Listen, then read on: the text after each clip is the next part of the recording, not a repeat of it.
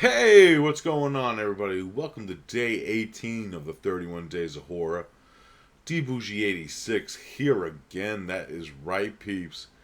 And today, I have a film for you. Oh, I do have a film for you.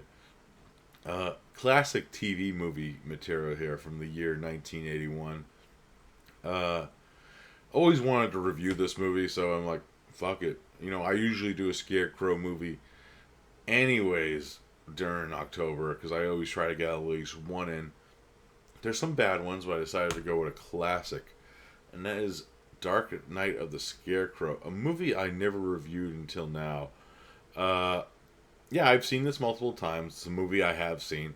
So, yeah, I didn't even actually really know a lot about this movie when I first heard about it.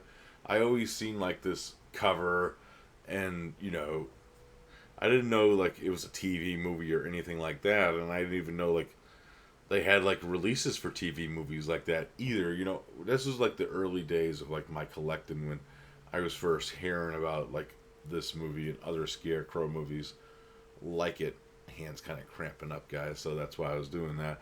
But yeah, Dark Knight of the Scarecrow is an interesting one. It's about pretty much when in the beginning of the movie we see like this friendship between this little girl, uh, Marilee, crazy Southern name, yeah.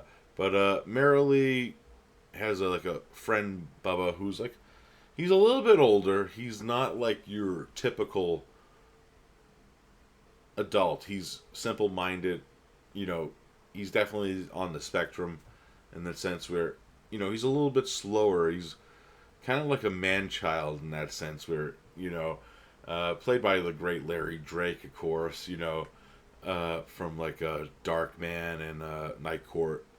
But yeah, one day Marilee ends up getting attacked by a dog, and Bubba takes her home, and you know what they do? All of a sudden, they think Bubba did something to the girl, the town, because there's some kind of suspicious of their friendship to begin with like the local people in the town, including like the postal worker played by Charles Durnan in the film.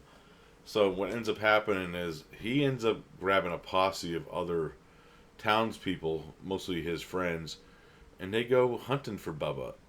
And Bubba's mama ends up putting Bubba inside this scarecrow in the cornfield and hides him inside like the outfit.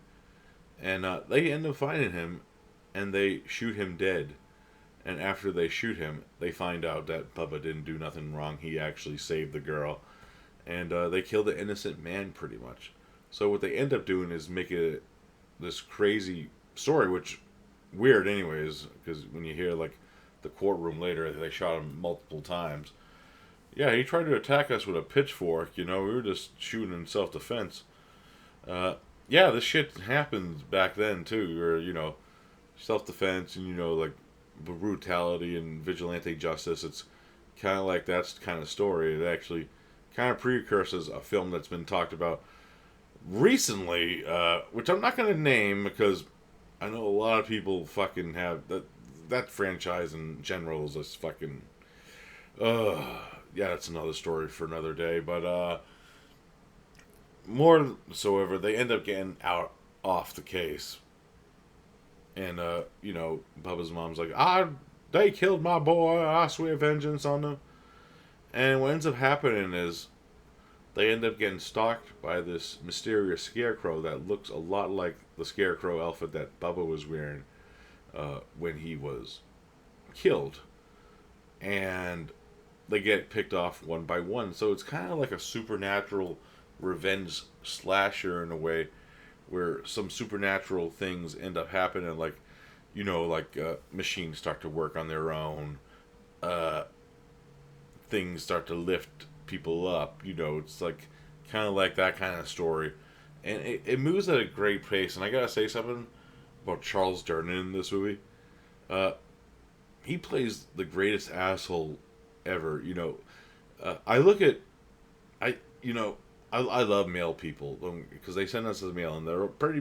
I'm not gonna say they're pretty decent people, But the first time I ever seen this, I'm like thinking like postal workers are kind of dicks, like wow.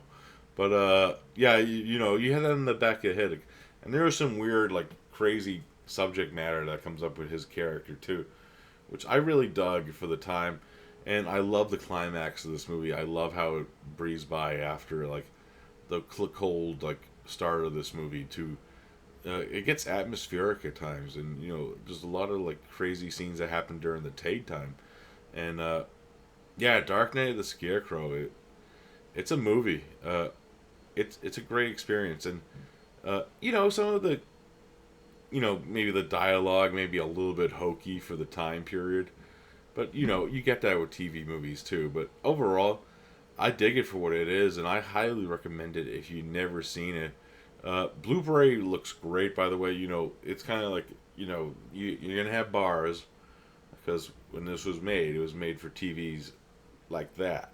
You know, uh, so yeah, it works for what it is. I enjoyed it. Great stuff.